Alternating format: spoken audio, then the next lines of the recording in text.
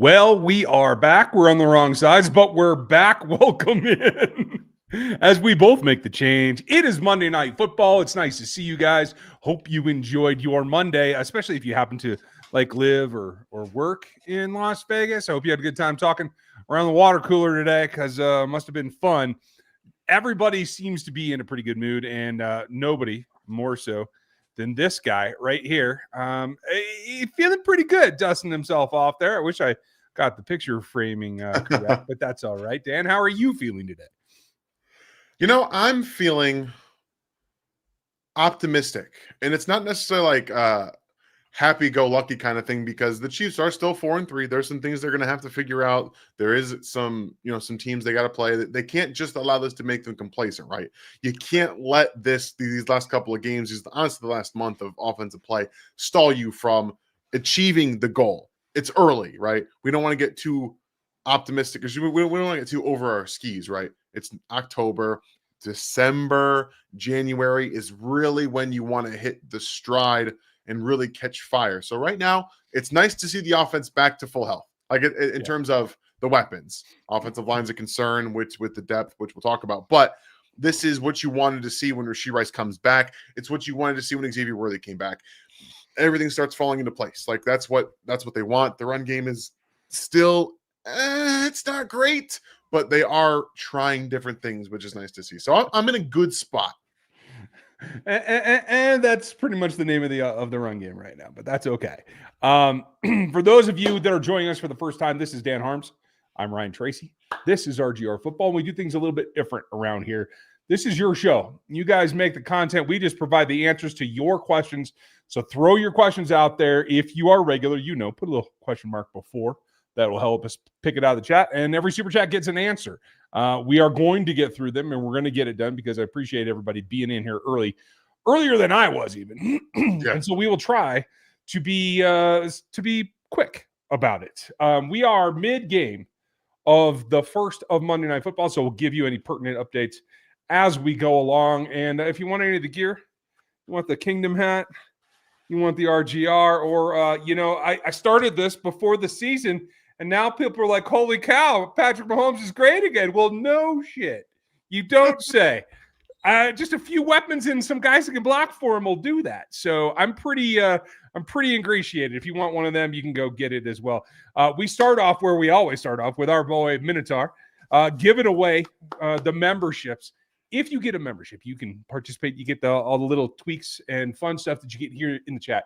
That's the base level. If you jump up, you get the rants, you get the game notes, you get all kinds of stuff that is specific to our RGR members, including our Discord. We very much appreciate Frankie and Stevie and all the guys that take care of that. It's a lot of fun, and we answer our questions here tonight for you so that you can have more fun to get in there. Minotaur helps that happen, so cheers to Minotaur. First question from Steve. So far this season, how do the Chiefs compare to the Denver Broncos' strengths and weaknesses at this point? What do you think? Well, if not for the Giants just completely forgetting how to play football yesterday in the second half of the game, they lose to the New York Giants because their offense is garbage. It's bad, and Bo Nix is not very good.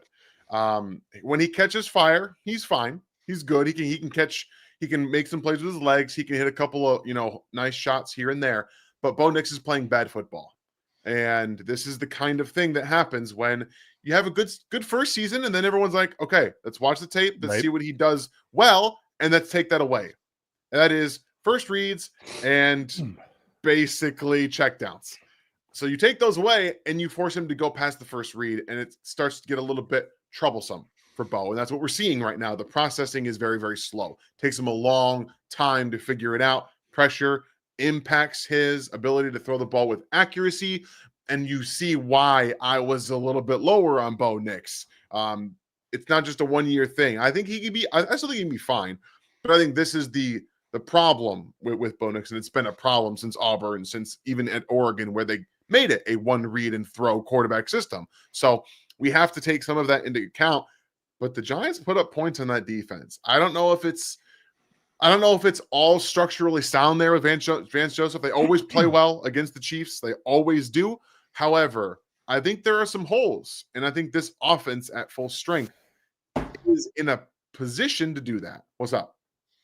Jahmyr Gibbs just sealed my fantasy week in 2 of my 5 leagues. Yeah. Him, Oh boy. and he just ripped off a 78-yarder. If there were any doubts about Jahmyr Gibbs' capability and how good a job the Kansas City Chiefs did against him, there should be no doubt now. Holy cow, that's crazy. Okay, One Pride, you got yourselves a back there. Imagine the Kansas City Chiefs with a back like that. I'm just going to say. I'm okay. So just give me 1 second. You keep talking. I'm going to do something real quick. Okay, cool. If you guys would listen to All Consuming, hit that like. That always helps us. And Jeremy, I'm glad you made this comment. We've been trying to do this because everybody's like, hey, I join as soon as I can or I get the notification. And I always miss the first couple of questions. So like, I'm trying to let the stream start a little bit so everybody can kind of get in before we start going, because I know I'm always so slow. I try to jump in as soon as I can. So thank you, Jeremy. If you guys like the start screen, you want that little minute to get caught up, let me know. If you absolutely hate it, I would love to know that as well. So nice to see Nikki and Brenda in here saying hello to each other. Nice to see you guys. A lot going on in here. So again, you guys know the drill. Super Chat's getting answered no matter what. And I think we have everything caught up. There's a ton of questions. So we'll get after it. Did you find what you were looking for? Okay. Yes, I did. So Jahmyr Gibbs was at the combine at 199. Okay. 199, 199 pounds. Rashard Smith, 194. Rashard Smith is also an inch taller than Jahmyr Gibbs. I'm just saying, I know you're not excited about like the prospect of him taking a full workload. He just has to have the Jahmyr Gibbs workload. That's all we need from him. Okay. And really, he needs to work on the pass protection stuff. But, and Jahmyr wasn't perfect at it either. He's gotten better because he had David Montgomery back there helping him out. So I'm just saying, I don't think it's out of the question to allow him to be a 1A in the NFL. Okay. I can get down with that. I appreciate the superhero stance there. Please feel free to take the next question as I cuss out everybody that I'm playing against in my fantasy leagues. Oh, that's funny. So thank you very much, Jeremy. Nice to see you again. Hopefully they change these all back because I don't want to have to guess on people's like names for all their usernames up there. Paris continues Simmons, but the Chiefs had to dip into their offensive line reserves. How much longer do you allow Simmons to occupy a spot before putting him on IR? You allow him as much time as he needs. We don't want to put him on IR because he could be back in any instant. And if he's back and say you put him on IR and the next week the issue resolves itself, well, guess what? You can't just activate him off IR. So you would just allow him the time he needs for whatever he's doing. And again, I know there are people like saying that the Chiefs have to address this. No, they don't. They absolutely do not. There is not 1 ounce, 1 iota of information that you need, that the fans need from Josh Simmons, other than he is okay. That's it. That's all you need to know. That's all. And anybody that is questioning whether Brett Veach needs to be telling people about this, no, he doesn't.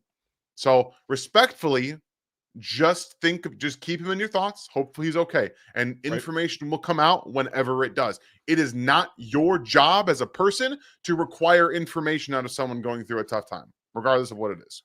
Especially when, from what I understand, and I've heard a lot of crazy theories from people around the league, there's a whole lot of rumor out there. So I'm just going to warn you guys. Whatever you hear first is probably not going to be the thing unless it's from a reliable source, a beat writer, somebody with some clout. You know what I mean? Because I'm hearing some outlandishly crazy stuff. And everything that I am hearing, it does appear that it is really not about Josh. Yeah. It's really about something else going on in the family that he's there to support. So I feel like the Chiefs are doing a pretty good job, despite it being a total mystery. And yes, there should be some clarity to it eventually. I am concerned because you let 3-4 game checks go by and you're not getting anything done and you're still doing that. I mean, that's A, it's money out the door.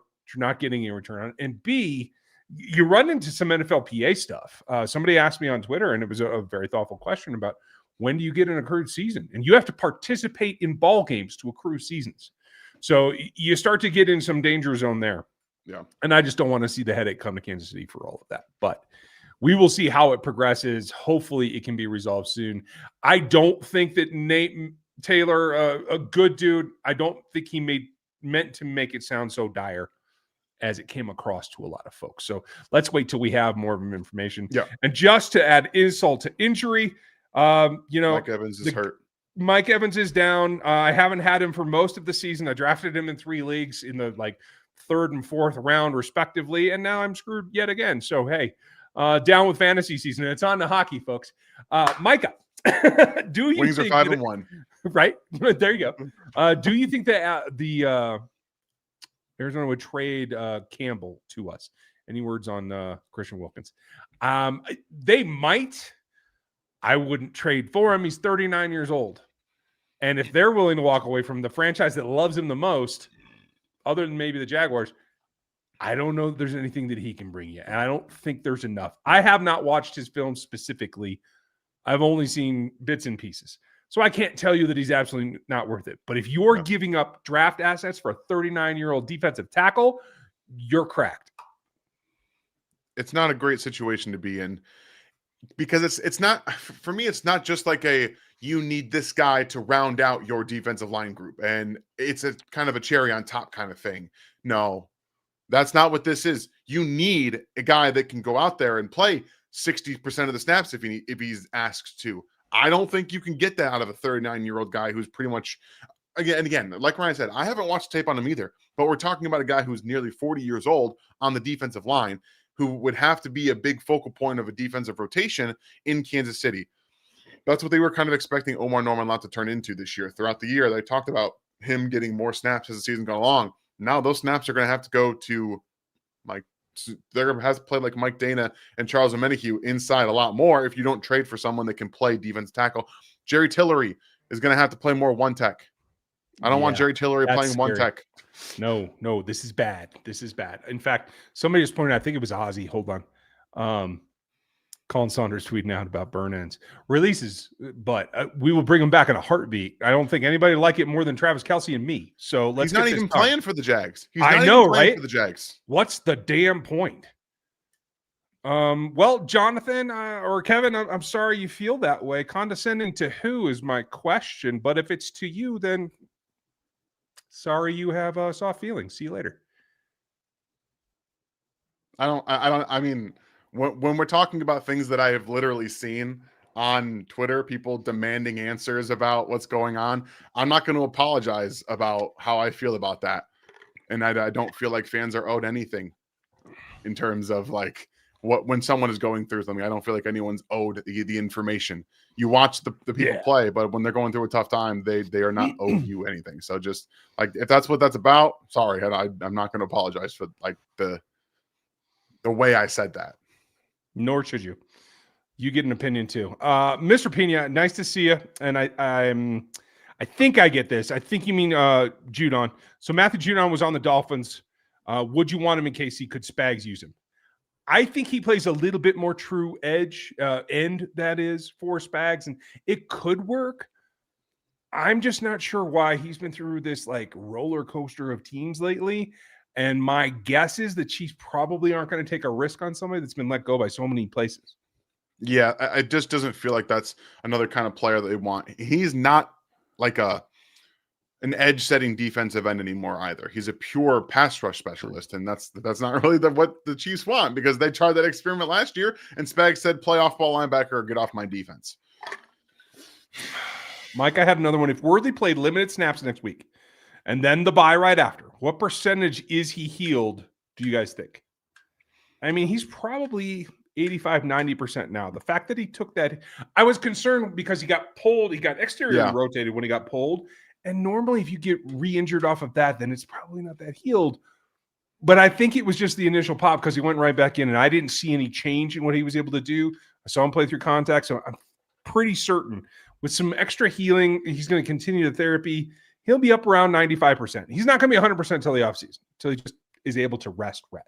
But he can get about as close as you need him to. Yeah. That's all you need, right? You just need to see him getting on the field and being impactful. If he can still do that, and again, the extension yesterday, when he went up and got that ball away from his body up, that's what you want to see, because that means he can play without real pain. he's going to have some times where maybe it gets a little strained or whatnot, and he's got to like ring it out and figure like he did on the sideline, like he did when they went right back in the game. So that's what you're going to really see from him, how he manages the pain, because otherwise I think he's going to be just fine. Yeah, I agree. It's going to be a fully healed thing next season. Now, he's already gotten multiple second opinions that say he doesn't need surgery. It is an optional thing. It is the degree of the tear, et cetera, et cetera. Yeah. He may not end up having it, but either way, it has to heal by resting it, and he won't get that until the season's over. Swag, we need to give Juwan Taylor his flowers. He's been excellent.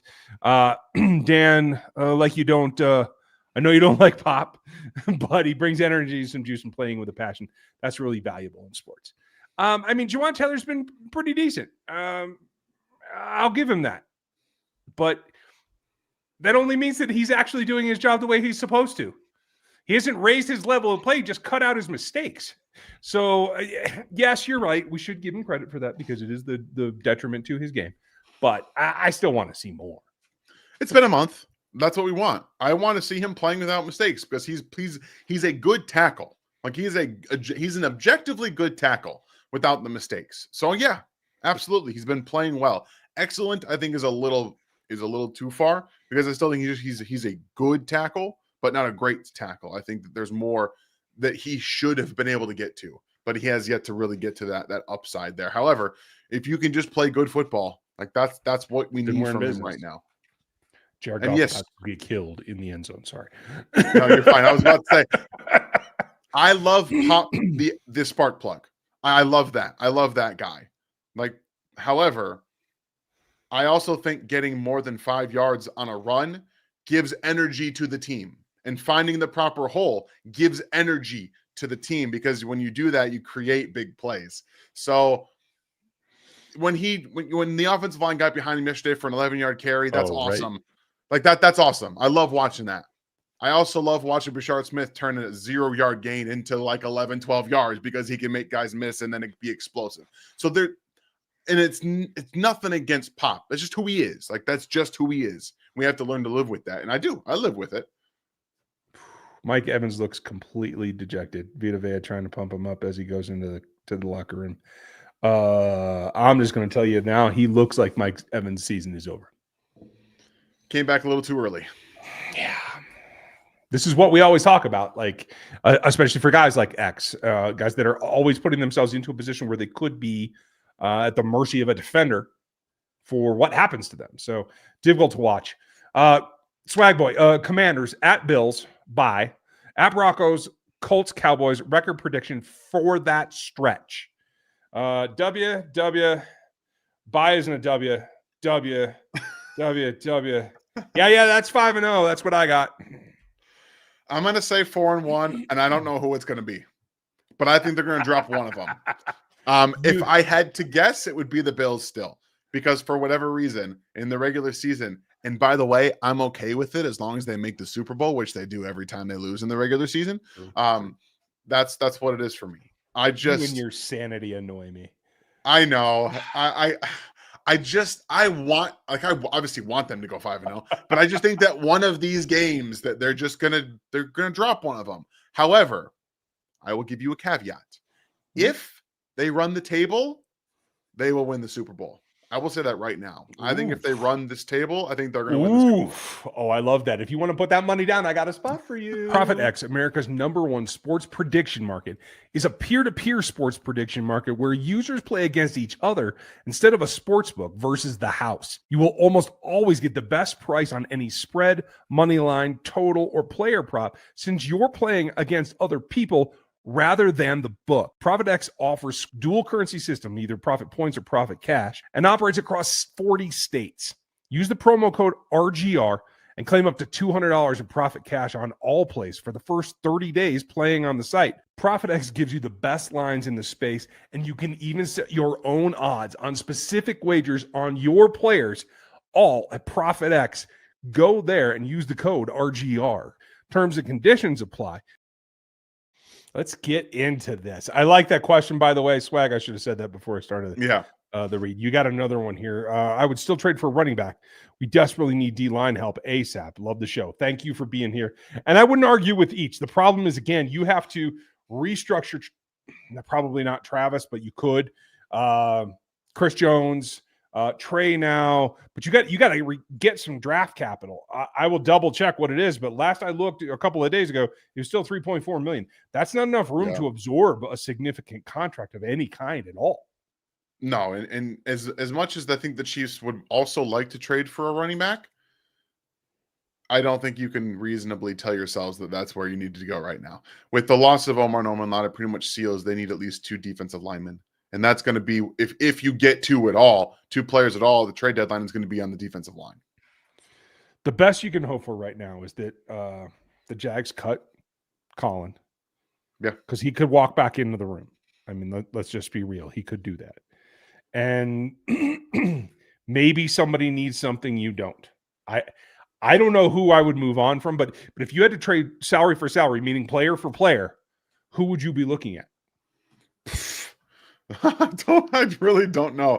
I have the 2026 list of free agents up right now for defensive linemen because I don't know how they're going to go about defensive end if they want to bring in somebody. I mean, we're looking at guys like Colin Saunders, who's making $4.1 million for the Jags right now. Looking at bad teams, Shelby Harris, he's 34 years old. He's making $4.5 million. The Chargers, they aren't going to trade you a player. I mean, there's just not a lot out there of expiring contracts that you'll be able to trade for realistically. Maybe a Tim Settle for Houston. He's 28 years old, making $3 million. It's a rough place to be looking right now. Maybe you want to look someplace that has more contract structure outward. I don't know. Maybe. I'm just looking here. This is what the Chiefs have right now today, 3.574. That ain't nothing. I don't know. If we look, say, even Colin, you could trade for maybe and stay under that cap. It leaves you no room to maneuver. If you guys want to throw out some names, I'll continue to look these up as we go along. But I just think it's more the cap than the move itself. You know what I mean? Yeah. Let's see. Who's the top DT in practice squad who can help us with injuries? They let go of Marlon, didn't they? I don't know. I thought he was still there. I'm double checking. Okay, so we basically have Ethan Downs. He's more of an edge.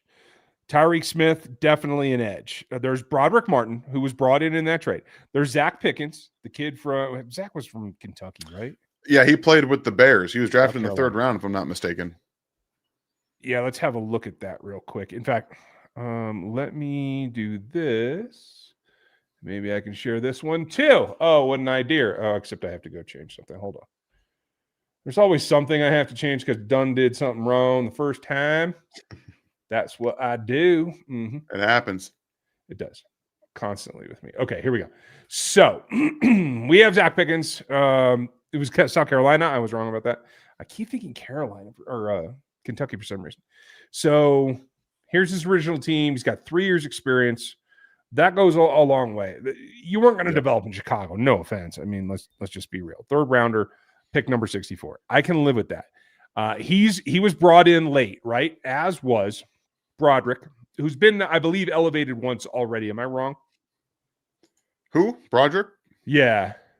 That's not on my radar. Okay. I believe he got elevated. Yes, right here. So he was elevated last month, game number 4. So he's gone through that once. They still have Marlon. So I still want to see more out of Marlon. He'll be up first, I think, but I would personally bring Pickens up. So, look at that. He's already been elevated once. So, okay. We will see what happens. So those are your options. Now, the good thing about that, and as we've been talking about one tech, is the need here, right? Derek Notty's doing his thing, and Steve Spagnuolo talked pretty glowingly about the fact that Derek Notty can walk in and he knows where to be. He's not a dominant player, but he's going to eat doubles. He's going to make you pay attention to him. And he's going to be where he's supposed to be to let the rest of the defense function. That's what you have to get out of any of these guys and be able to platoon them so that you can keep the guys fresh. That's job number one. So, Steve, any of those guys could come up. I love that they still have Kevin Knowles, and they've kept him on the practice squad as well. I do like him. Not that he'll help at defensive tackle, but I just want to say that. With O'Neal having an ACL tear, do you blame the coaching staff? I consider it that more of bad luck. I do not. He's had a high ankle sprain. They asked him to put on the weight. They asked him to play more reps than he'd ever played before. This was an overuse injury, in my opinion. Yeah, and that's directly on the coaching staff. Like, I just, you can never be like, you can't put injuries themselves on coaching staffs because injuries are bad luck for the most part. However, you cannot help them by the way you use said player and make him do things his body has not handled before. So I think they made it worse because, and they never really let him rest. He kept coming back in, and then he tore an ACL. I mean, I can't give you exactly how it happened because I'm not in his body. I don't know that kind of stuff. Like, that's not how it works. But based off of what we know of him as the player before he was in the NFL, his body construction before he came to Kansas City, they did not help the situation. And I know that there was a need, and I know they felt he had the upside, but I just thought all the signs were there. Making a guy play through a high ankle sprain at 320 pounds when he should probably be at 295 is a red flag for me. And I again, this is born out of necessity because of the situation of having mega stars that you have to compensate for with rookie contracts. And that's the only way to balance an NFL roster at this point. And that's unfortunate. I hope that he can bounce back. If I looked back, I don't believe he had any significant injuries, ligament injuries in particular, in the past. So I would think that he could be. Minotaur, Daniel's now listed questionable for next week. If you're Spags, how does that change how you prepare for coming into this game? Well, the fact that I have to look at the snaps one more time, but the fact that you've been kind of laying low on Hicks is something that I think you are about to remedy the hell out of. I just don't know. I'm a little worried about his usage and development right at this point because he came out with the second team defense. Like it seems like he is the third safety at best, which I'm a little concerned about. And if you bring in a backup quarterback, that means they're going to run the football a lot more, especially if they're not healthy at wide receiver, which means you're going to see Leo Chenal a lot. You're not going to see very much Jaden Hicks, in my opinion. I think they're going to have to because I'm just not sure what else they can do. I like CW playing high, and I don't think they can bring him into the box anymore. They're going to do what they do with Chamari, but we're going to find out. Now, Mariota doesn't scare you, but from what I was just checking, that doesn't mean that Jaden won't play. So that is still a significant threat. Are there any non-high paid DTs on losing teams that you think are better than Tillery and worth trading for from info? Anybody pop out in your mind? I mean, Sebastian Joseph Day is one of them. There's just not a lot of guys.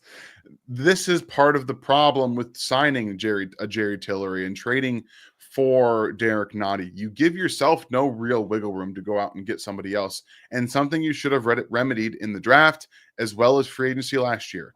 You're waiting now. It's too long. I'm sorry. I feel, no offense. It's not like on you, Info. We're just a broken record at this point. Yeah. They needed to fix this before the season. And when you put most of your eggs in the Chris Jones and Omar Norman lot upside basket, this is what happens. You can't have an injury. How old's Sheldon Rankins? 32. 32. Rankins is 32. Him and Settle are both playing decently in Houston. Settle's a little over 28. Could you wrangle one of them away? Maybe. I doubt it because if they're going to turn around, I think it's got to be on the defensive side. And I don't think they're ready to give up the ghost in Houston. Yeah. I'm just trying to look at other options here, and I'm just not seeing a lot. There's just not much. At this point, I wouldn't expect. I mean, they're probably going to have to trade for somebody, but it's not going to be like on a losing team. I think they're going to be looking for a higher value player, somebody that has a little bit more contract to them. Maybe on a losing team, maybe on a selling team, but that would be this year keeping that contract number low, but maybe have to worry about it next year. Or they're going to stick with Pickens on the roster. They're going to bring Tuipulotu up, and they're going to finagle it with maybe Malik Herring play a little bit more defensive tackle. Maybe there's still some magic in there, and he can get with Howie Roseman and get my guy Moro Jomo over here. That'd be kind of fun. Yeah, right. He's playing some snaps, right. but not significant snaps. So I don't know. I can always hope. Moro's got. Oh crap! No, never mind. He's playing a lot more snaps than I thought he was. Yeah, okay, he's there like went one that of the plan. biggest players in their defense. Yeah, he's not a starter, but he's coming in a lot. He's actually playing more than Jim and Carter in terms of snaps. Crap! There went that idea. Okay. Any DT, a lot of DT questions in here. I'm glad we hit that stride on our practice squad. Okay, so we hit Jeremy's earlier. That's awesome. I'm glad we got to that. Bradley Chubb, no guaranteed money after this year. Do you think the Chiefs would trade for him?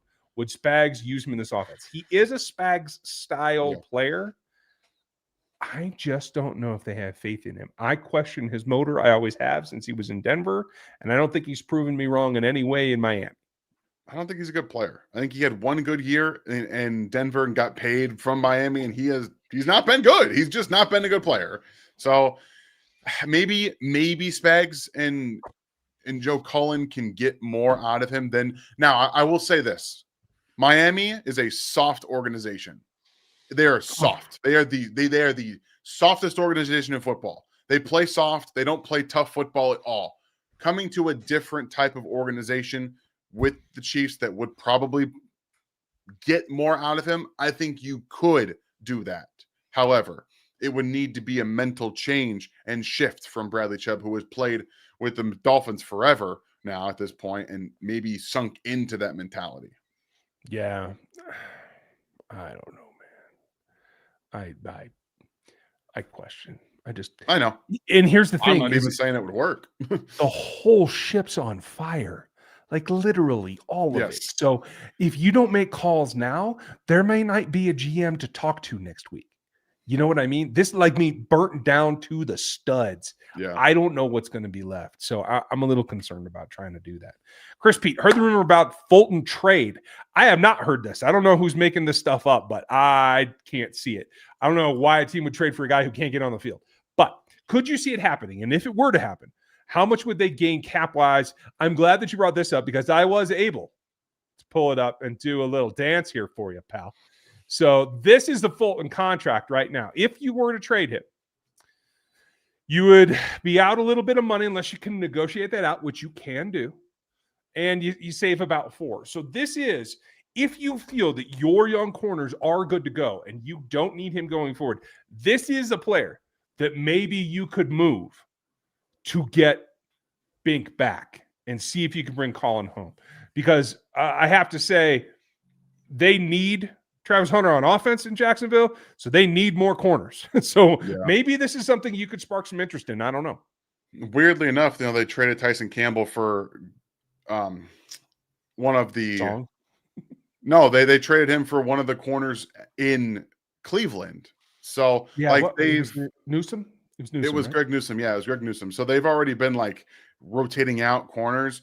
There's a lot of teams out there, Detroit Lions, that need corner play. Like you might be able to do something like that. But Levi Onwuzurike is on an expiring contract for them, I believe. I think he signed a 1-year deal with them this past offseason. So I don't know if the Lions would do it, would trade him, but at the end of the day, you have a need. They have a need. Like you might be able to get something done. But I am not on the trade Christian Fulton bandwagon. I am not, because in December, in January, you want that depth. You need that depth. If you get any type of injury at all, you don't want to deal with somebody like Josh Williams coming into play. That's not a good situation to be in. Sorry, I'm chuckling because you had Jack Nicholson in my head right there. You need me on that wall. You want me on that wall. Okay, sorry. For those of you that have never seen A Few Good Men, you teenagers, go watch it. It's a fantastic movie. God. It's actually one of Tom Cruise's best movies. Yes, absolutely. This is what the inside of a courtroom looks like. Okay.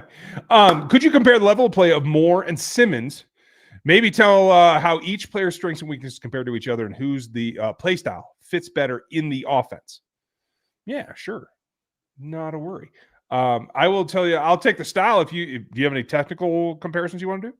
There's not like a ton of technical stuff that I can really get into because I think that Josh is just a way better technical player than Moore is. He kind of locks up here a little bit with Moore. Moore gets kind of caught up here sometimes around the shoulder pads and won't relocate, but he does strain well. I think and if you guys don't, Right. I was learning more about the term strain. I've heard it a lot on Twitter with Brandon Thorne, but basically when you are in control, right? How people talk about anchor, that's not getting pushed back, but how well do you lock up your body? Basically, you hold that point of attack with your shoulders, your arms, and then your core.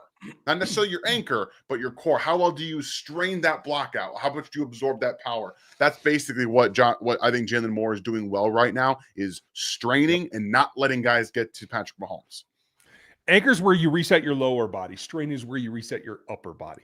It's about core strength. And we always talk about core strength with offensive linemen because as they get arched back in there past that, if they have the strength in here to bend, not break, or to actually crank back down, that's how they can win a rep without having to disengage or reset their hands. Because I agree, his hands aren't the quickest when he does go to reset. Whereas Josh uses his lower body cleanly, smoothly. He can do power, he can do anchor, and his hands therefore are able to move more. I think that's why you see him sometimes honestly be a little too slow with his hands. Yeah.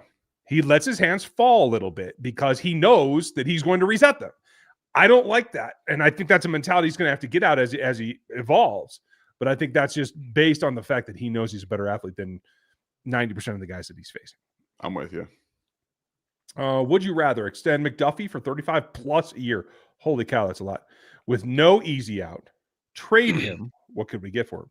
Franchise tag him and maybe tick him off. I personally believe you can get McDuffie back for less than 35, probably less than 30. I think he wants to be in Kansas City, and I think he wants to play for Spags. And while his agent may want to get that, I think he wants to take enough of a deal that he can stay in town. Because I will tell you this, he will not, unless he goes to another elite coordinator, he will not finish his career on the kind of swing that he's been on under Spags, and specifically with Merritt. And I think Trent is a guy that knows that. So I do think it's a little bit lighter. But with no easy out, that's the part that I have a problem with. Like, there's always got to be an out. I have to have an option as a GM. I won't write contracts that don't give me that. But if you traded him, what could you get for him, do you think? We're talking about a first-round pick plus for Trent McDuffie. You're not going to get 2 firsts, I don't think, but you can get a first and a fourth, a first and a third, maybe. I think for Trent McDuffie, I think that would be a reasonable ask for it. But you have to remember, Jalen Watson is a free agent this offseason.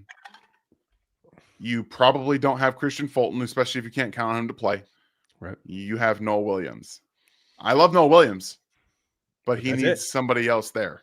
I don't agree with Ryan. I don't think you're going to get Trent McDuffie for anything less than $32 million a year. I don't think you're going to, just because we saw the contracts happen. And again, that's based off of structure.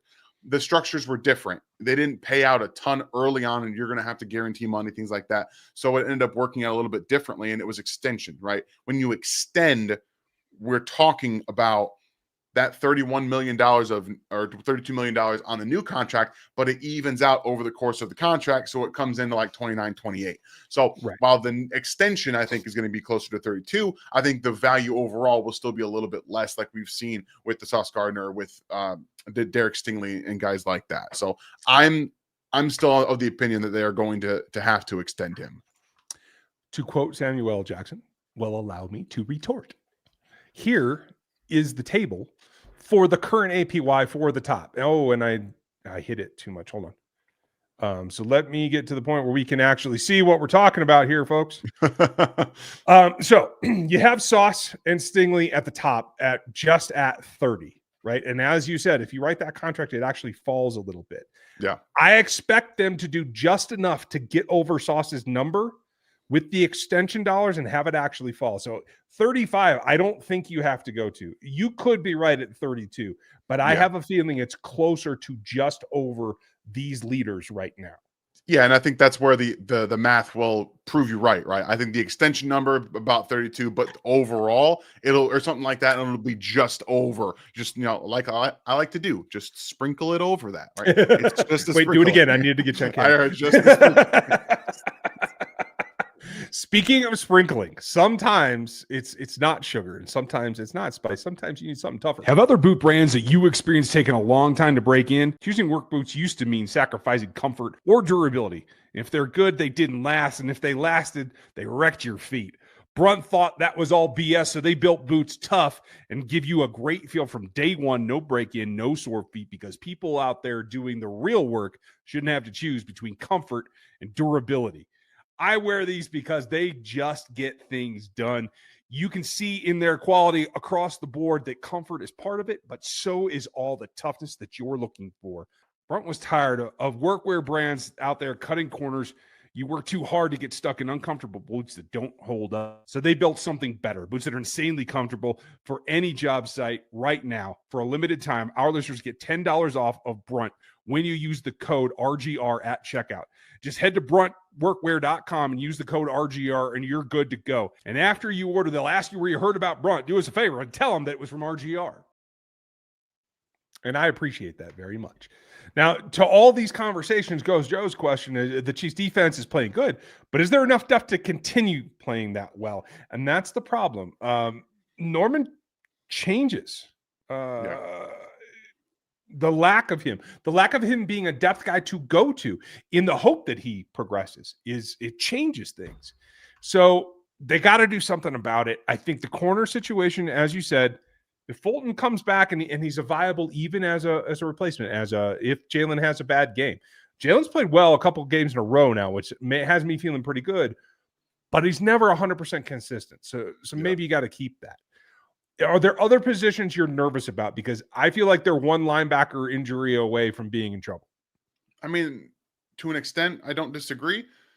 It depends on the linebacker. Funny enough, I think an injury to Leo Chanel hurts them far more than injury to the other two, which is kind of telling. I think Jeffrey Bassa can give you something if it's one of the other two, because I think Leo can come in and play for Nick. I think Leo can come and play for Drew. I think Bassa can come in and play for Drew. So I think that the injury there is sustainable. You will have to live with some warts, right?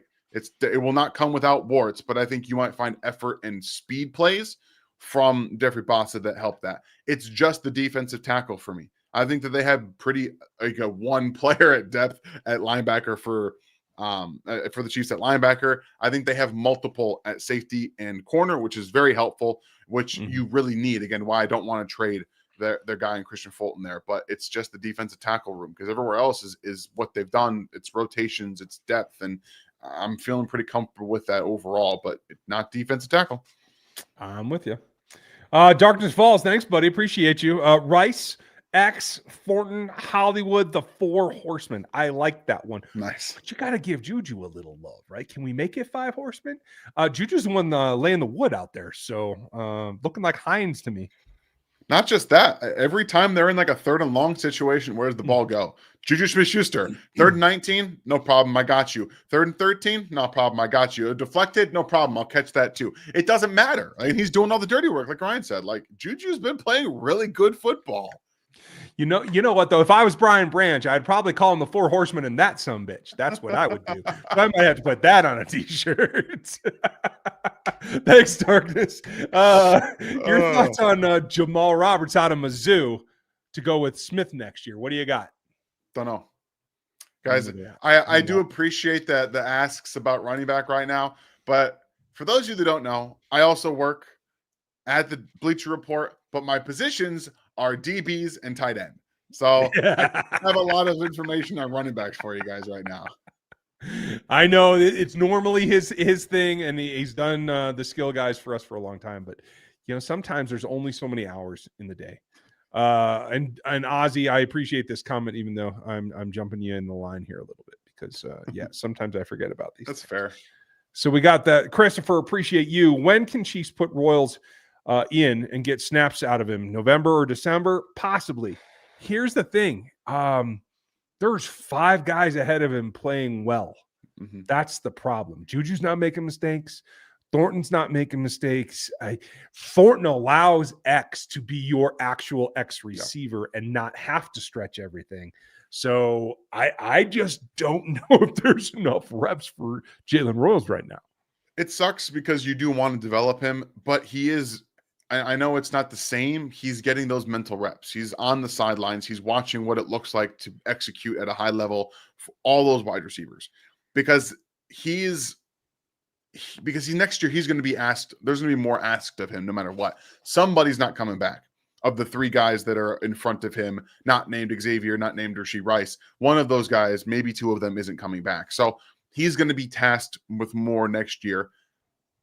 I do think they're going to get some, they're going to have some opportunities to get him snaps. He played 11 yesterday against the Raiders at the end of the game. So, I know it's just blocking, but those are all getting on the field, getting used to being physical. Those are all going to come for him. So it's a situation you want to have. It really is. He's a very talented player, 4th round pick, a future guy who's going to be important for your team. But it's really important that right now those 5 guys are playing well in front of him so that he can see what it looks like. Yeah, that's fair. I'm scrolling through, folks. Sorry, I missed some of the bots in here because it is, a national game, and I always am slow on that one. So I'm just making sure. Oh, I like that one. He's got a hell of a name, so we'll get to you guys as well. But we're going to go kind of speed around here for a bit because we got a lot backed up. So Black and Gold 100, thank you again. Potential plans to legitimately place Norman Lott. What could they legitimately do? It would have to be a trade or use the guys that you brought in. Now, Pickens and Broderick are guys that people think have legitimate upside. That's why it was a good thing to bring them in. My guess is that's where they go first place, but maybe that and Fulton and whatever else, and maybe it is some skill position that isn't getting play right now. I don't know. They got to put some kind of package together. Otherwise, it's a draft pick, and I think we're going to talk about some of those coming up. I don't know if they'll prioritize it over edge because they're going to need an edge too. Yes, that's the problem. And that's unfortunately what the not addressing it last year does. I like Omar Norman Lott, but he was an upside pick. You didn't address defensive line at all the rest of the time, which puts you in a precarious situation. Yeah. Chiefs fan 22, thank you, buddy. 3 years plus. 33 years. 33 months, almost 3 years. Sorry, I did the math wrong because I suck. But thank you for being here. And honestly, a couple of those guys are guys that I could go for. But I think honestly, the easiest thing to do, and the cheapest thing to do, is to try to go get Colin back. And Colin's older, but he can still he can play 1 and he can play 3 for you. He can do what you want. I personally want to see him a linebacker again. But I was about to say he can play linebacker too. Yeah, so you're good to go. Let's be real. Let's do cartwheels and all that kind of shit. Thank you, Chiefs fan. Appreciate you. Let's see. Tony, how is Tracy Smith's back? No update that I've seen today. Talking structural or muscular injury? Most likely muscular because they were trying to stretch him out. That is usually a good sign that it is something, a tweak, a muscle-related thing. If it were a disc or something like that, they would not be trying to manipulate his body for him. So I take that as a good sign, but no update whatsoever that I've seen. Nothing. So okay. The fact that they're not updating it can be a good and a bad thing. Yeah, we'll just have to see. Is Richardson good enough for the double reverse? He's got the speed for it. Yeah. I just don't know if he can have the subtlety to kind of disguise it a little bit, which you do need to do on that play. But. Yeah, you got to practice it a couple of weeks, and then I think you can probably throw it out there. I mean, hell, camp started 12 weeks ago? I bet you he's had a look at it. I don't know. We'll see. Cody, nice to see you. Not sure you guys talked about this yet, but how are we feeling about the weapon diversity? B. Smith more involved going forward. He should be more involved going forward. I think Dan's right that they have more faith, and at his size, they're going to let him run inside when he has to, when he doesn't have to be the workhorse. Okay, fine. I do like that. The weapon diversity is great. I'm still absolutely freaking baffled how Robert Tonyan is not getting targeted. That's the one question I have. At this point, I'm not because of everyone who's there. But earlier when Xavier Worthy was hurt and they weren't using Rashard Smith, Why weren't you using Robert Tonyan? Right. Like, why? And honestly, I'm going through the offensive film for Wednesday. We're going to talk about, this is actually a really cool one. We're obviously going to talk about Patrick Mahomes and Rashee Rice, but I'm also going to layer in how the Chiefs built their passing game off of the same plays doing different things, and how Joe Blameyer talked about how you marry things and make it look. So we're talking about that on Wednesday. But Robert Tonyan doesn't get open against starting defensive players. He's not open at all. And they also kind of used him to just be a max protect player. True. But man, the forgotten guys make plays. Yeah. If you're not a threat to the defense, you will have a chance to make a play. And I think that's the role that he's destined for. Thank you for reminding me, Nikki. If you guys would hit the thumbs up, that would be freaking awesome. We very much appreciate you. So we got Cody's in. Miss Hannah's up. Thank you, Hannah. Nice to see you. I blame Spags for Omar's injury. Why draft a pass rusher and then proceed to have him put on weight and play a role that he didn't draft him for? Spags gets enamored with his vision of players at times.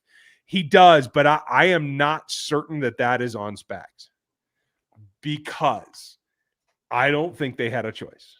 I think they got in a position where they drafted a defensive tackle and they couldn't afford more. And they said, well, hell, we need him to do this, period. And we can't ask Jerry Tillery to do it, because we've seen that and it don't work.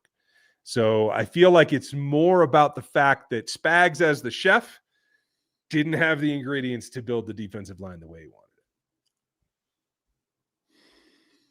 Am I wrong? No, Brett Veach, man. You gotta. I love Brett Veach, but this one's on Brett. Like he just either he couldn't or he didn't do enough with the defensive tackle room going into the season. Yeah, I think it's probably more couldn't. I know they were aware of it, but sometimes it's just hard to get them done. And I think this is Spags trying to make. And honestly, I'm guessing Spags probably defaulted to Joe Collins on this. Like, do you think he can do it? And Joe said, sure, I can make him do it, or however. Exactly. Like that. Right. And so they went with it. And I don't think it was malicious, and I don't think it was negligent. I just think they were in a tough spot and they thought the kid could handle it. I'm more concerned about how they handled it after it was an injury. Asking him to gain weight and play out of position or play more than his position, I don't have a problem with this. He's got a high ankle sprain and he's already over poundage, and you're already planning on running him into the ground. What the hell are you doing? That's 3 strikes, and I think that was part of the problem. Yeah, I'm with you there. Hey, thank you, Hannah. Appreciate you. I mean, for Campbell, it'd be like a 7th or someone who could clearly be better than one of our DTs than Jones. Yeah, he's 39, but he's a good starting DT. I'm just not convinced of that. I haven't. Maybe I should go look at his film, and I'll see what he's done. Here's the thing, guys. You're asking Colin. You would be asking him to play where? Where are you asking him to play? He's not a one tech. No, he physically can't play one tech. So if you're trading for him, he's behind Chris Jones. That's what it's for. And if that's he's a passing down only DT, basically. Fine, but But fine. Like that's what we're talking about. Does that help you with what you need at defensive tackle? A little bit, but not as much as everything else. So you're talking about 2 guys you still need to go and get. That's the problem. Is how do you get space to go get them? Darkness, thank you again, and thank you for being the member. Did you see the hand fighting up close with Chris Jones when he got that sack? I was super impressed, but I know he doesn't always do that, and that's the problem. He doesn't. He does save a little bit in reserve, and I can understand that. So you can go to that next level when you have to, but I'd like to see a little bit more consistent. I want to see domination. You guys know that. I've always wanted that. And I don't see any reason. I want Dan Hampton. Dan Hampton never gave anybody a chance to do anything that he didn't let them do. I want everyone ground into the ground at the end of every game. That's what I want. That's fair. I think I think Chris is saving it again for the postseason or for later down the stretch, but he is starting to pick it up a little bit with identifying problems on the offensive line and taking advantage. As he should. He's got the most experience. He has to. Which, if any of the remaining games, will we lose? Kyle Peterson asked, and thank you for being a member and for the support. Does the Broncos defense scare you? Thanks as always for the excellent, thoughtful commentary and analysis. I will let you go first. You got one that you think they don't pull out? I mean, I think the Colts are going to be a fun game. I really do. Their offense is legitimately good. Structurally, I appreciate what their offensive line is also bullying people, and that gives me a little bit of pause because I think Jonathan Taylor right now is the best running back in football.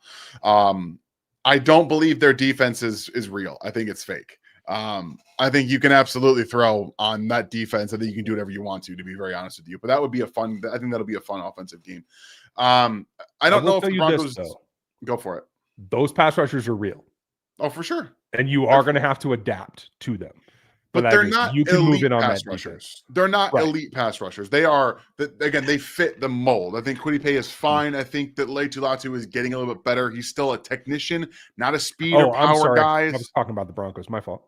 Oh, yeah, no, I haven't got the Broncos yet. I was saying I was talking about the Colts. I'll be over here. Oh. The Broncos, like I said, always play better against the Chiefs than they do everybody else. They always do. And you're going to get tested, especially if you go into one of those games with what you have right now with Mike Caliendo and Jalen Moore. You're going to get tested against that defensive line. Yeah. I do think Benito and Cooper are real.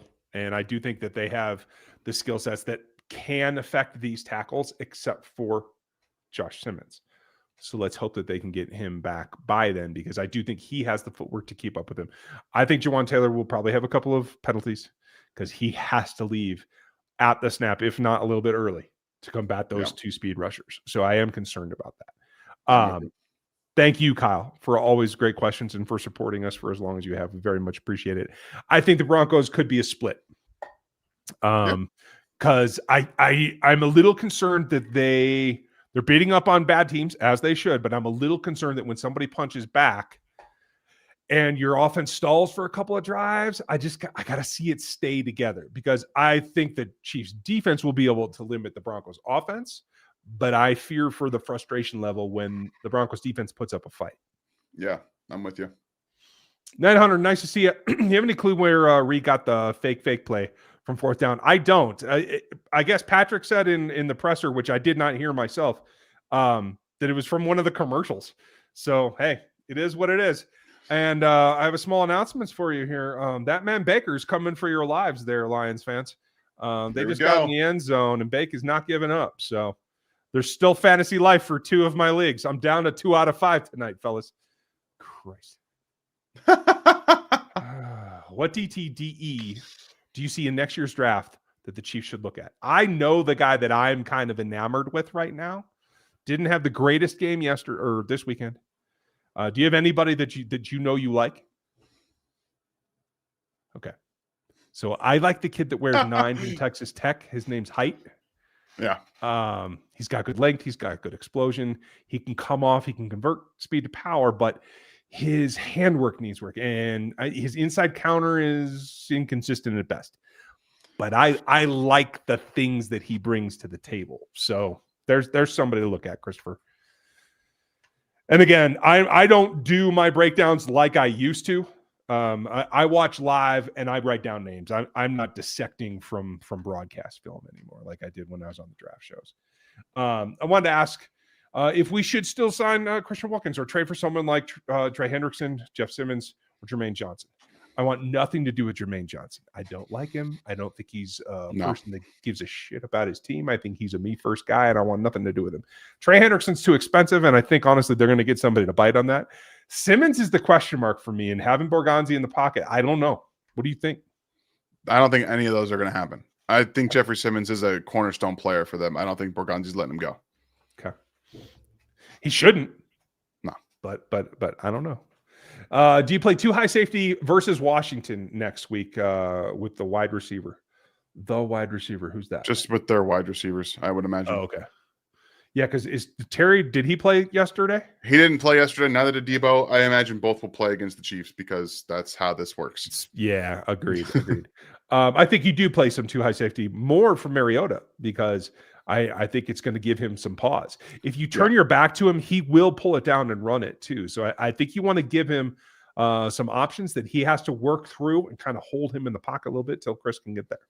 Yeah, you just want to make it tougher for him. Don't give him cover 3 looks where he can throw the ball down the field. Just right. don't even mess with that. Just make him have to methodically beat you. If you guys would hit the like, I would appreciate it, and all consuming would love it. So, make the man happy, will you? I mean, come on. Hannah, appreciate you yet again. Thank you for the contributions. What about Mike Pennell? Mike Pennell, that poor man, to go through all of this and have to sit there in Cincinnati. I feel for him, but I'm not giving up draft assets for a guy I cut. I can't. No, you can't do it. Except the Chiefs did that exact same thing for Derek Nottie. So I know. let's not forget that actually happened. And McCole Hartman once. And he was going to be cut from the Jets anyway. I think that this was happening, and the Chiefs said, "No, we need to do this." So to Dan's point, Hannah, you may be right. That may be exactly what happens. But I will be appalled that they let that happen. Although I will be very happy to have Mike back, because I do think Mike can play enough one for you to spell Noddy, so you can actually put up a front and put up a wall. Agreed. Every now and then he'll make a pass rush move, but there ain't much. I'd rather put George or Gelati inside, to tell you the truth. Yeah, I'm with you there. Very similar here. I don't think Tano's got much left. Oh, and no, it was man. The Bears that let him go, so I'm not bringing him back. Absolutely not. We're done with that. It's over. Okay. Girk, nice to see you. Thank you, sir. Top 3 positions in next year's draft: edge, DT, running back. Oh, that sounds familiar. That sounds like the exact same thing that it should be. And you might even say defensive end, defensive tackle, defensive end. You might even say that. And given the way you put it out before, I would actually drop running back down to the 4th, and I would put corner in there at 3. Got to keep bolstering that group. Yeah, absolutely. Yeah, I'm with you. Thank you, Girk. Appreciate you. Anyone else terrified to watch our Chiefs, Chris Jones defense, post Chris Jones defense? If you're Veach, how are you prepping Chris Jones for getting older and whipping on draft picks on the D-line? Travis, it's a good point. And I think what we're struggling to see here is evolution. We're not seeing the progression. George Karlaftis is a good player. He is what he is. They had to bring him back. They had to extend him because they can't afford not to, because of the exact scenario that you're talking about. But they have to get more dynamic. And I think that means that Joe Collins needs to be more involved in the draft process, or more listened to, because I'm with you that I think Spags thinks he can do things with some players that he cannot. There's a reason he has a type. He wants long guys, strong guys, tall guys on the outside. That doesn't work the same way at DT. And I think like they try to apply the formula. I like what he has and I can make him do this. I don't think that works at DT all the time. Yeah, I'm with you. I agree. And at the same time, like, we have to remember that they've just not put enough assets in the defense tackle, like at all. They have to actually start spending assets at defensive tackle. It's not going to, Chris is going to get older, but he's still going to be a good player, I think, for a while now. But you need to help. And you also have to let some of the players that you draft be the players they are. Like Omar Norman-Lott has to be able to be who he is, and forcing some guys to do different things because you have to gets the worst out of players, in my opinion. That's fair. I'm just wrapping up. We're going to do last call here, folks. I didn't realize we were over an hour. We still got a few super chats. So last call for questions, and we're going to get on down the road. So I think we're going to have trouble with Dallas. Donnie, I appreciate you. And I do think that if I think CD looked, at least from what I saw, like old CD. Yeah. And that is true. I think the corners are going to have trouble with CD. I'm not sure about the whole offense, though. Dak is a paper tiger to me, always has been. I do not trust him to actually come through in the end. Dak Prescott is still one of my favorite quarterbacks to watch. I love watching him play. And again, when he is comfortable, much like Patrick Mahomes, he can slice and dice you. And I think that he has the weapons finally. I'm not a George Pickens guy. He's playing fantastic football. Like, the hats off to George Pickens, who's playing really good football. Seems to work with Dak because he loves to throw it to guys who aren't open, and they just make plays. Like, he just loves to do it. And I got no issues with it because it's working. And Dan proves my point. But hey, he's got the right jersey on. Go. He throws a whole shot. He'll throw a seam ball with a linebacker draped on a tight end because he's good at placing it. I'm just looking for that one dude that ain't covered. I'm going right there. Oh, my Lord. Perry, I don't know that either of us can answer this. I haven't looked at Cuevas yet. Although I like his name. My buddy Tony's got that one too. Okay, we got Donnie's. Not one more inch. If Simmons was playing, would Moore have taken Trey's spot when he went down, or would it have been Caliendo? I'm pretty sure, at least initially, it would have been Caliendo anyway. Caliendo's an interior player. Moore is not. Absolutely. Is that best long term? I still think probably so. I'm not much of a Caliendo fan. Personally, if it were me, I think the best player on the interior is Norzad. So I'd ask him to bump out to guard is what I would do, but that's me. I thought Caliendo played very well. Again, on rewatch, I think he played pretty well. There's a lot of, I'm going to actually tweet it out. One of the clips. Stop, Jameer Gibbs. sorry. Son of a. I didn't mean to interrupt you. Apologies. No, you're good. We should keep going anyway. Okay. Sorry. So for those of you, by the way, who are like, hey, they never disagree. I think we've done an admirable job of disagreeing. Yeah, we really have. Today's been a good one. Slugfest. We're on. Do you think the Bengals release Pinnell? Thank you, Mr. Pena. Man, it is tough to find a nice DT for this trade. Yeah. I don't think I can trade for him. I would love it if you could con them into releasing him. I have not looked. In fact, I will do that right now while you answer the last two. How many snaps Mike Pinnell is playing? All right. I got you. Knight, appreciate you being here. Hey, now Joe Flacco did manage to win the Geritol Bowl, and to the chagrin of Ryan, Jahmyr Gibbs gets another touchdown. Son of a! I wasn't even watching. He did. Honestly, I was going to tweet something out about how, like, if you would have told somebody that Joe Flacco outdueled Aaron Rodgers in this grand like 30-plus point performance by both of these teams, they would have been like, what year is it? Because that was like 2015 stuff. Last one here from Girk. Thank you for the $2, man. Did Smith show enough to not trade for a running back? Yes, I think he did, personally. I don't believe that they are going to be trading for a running back, especially with the need at defensive line, at defense tackle, and defensive end. Mike Pinnell has steadily fallen in snaps. He played 7 last week. There you go. Set him free. Just cut him. Right? For the love of God, release. set him free.